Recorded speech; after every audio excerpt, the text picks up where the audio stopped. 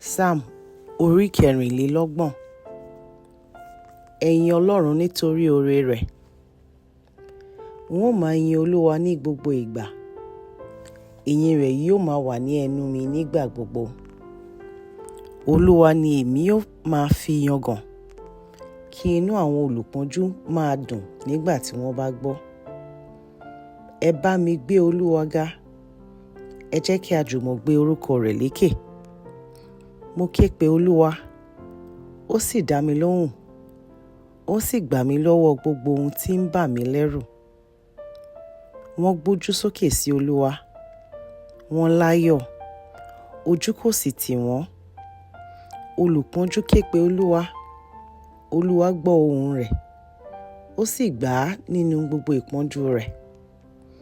Áńgẹ́lì Olúwa yí àwọn tí ó bẹ̀rù rẹ̀ ká, á sì máa gbà wọ́n. Tọ́ ọ wò, kí o sì rí i pé rere ni Olúwa. Ayọ̀ ń bẹ fún ẹni tí ó bá sádí. Ẹ bẹ̀rù Olúwa, ẹ̀yin ènìyàn mímọ́ rẹ̀, nítorí pé kò sí àìní fún àwọn tí ó bá bẹ̀rù rẹ̀. Àwọn ọmọ kìnìún á máa ṣe aláìní, ebi á sì máa pa wọ́n. Ṣùgbọ́n àwọn tí wọ́n bá ń wá Olúwa kò ní ṣe aláìní ohun rere kankan. Ẹ wá, ẹ̀yin ọmọ, ẹ tẹ́tí sí mi, n ó kọ́ yín ní ìbẹ̀rù Olúwa.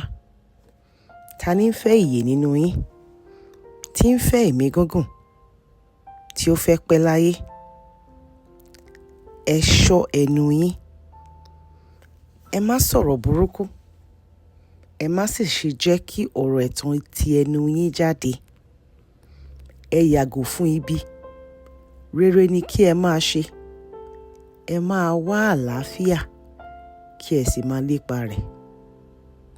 Olúwa ń ṣọ́ àwọn olódodo, ó sì ń dẹ etí sí igbe wọn. Olúwa fojú sí àwọn aṣebi lára, láti pa wọ́n rẹ́, kí a má sì ṣe rántí wọn mọ́ lórí ilẹ̀ ayé. Nígbà tí olódodo bá kígbe fún ìrànlọ́wọ́, Olúwa máa gbọ́, á sì máa gbà wọ́n kúrò nínú gbogbo ìyọnu wọn. Olúwa wà nítòsí àwọn tí ọkàn wọn bàjẹ́, á sì máa gba àwọn oníròbìnújẹ́ ọkàn là. Ìpọ́njú olódodo á máa pọ̀, ṣùgbọ́n Olúwa á máa kó yọ nínú gbogbo wọn. Á máa pa gbogbo egungun rẹ̀ mọ́, kì í jẹ́ kí ọ̀kánkán fọ́ nínú wọn. Ibi ni yóò pa ènìyàn burúkú, a ó sì dá àwọn tí ó kórìíra olódodo lẹ́bi. Olúwa ra ẹ̀mí àwọn ìránṣẹ́ rẹ̀ padà. Ẹnikẹ́ni tí ó bá sádí kò ní jẹ̀bi.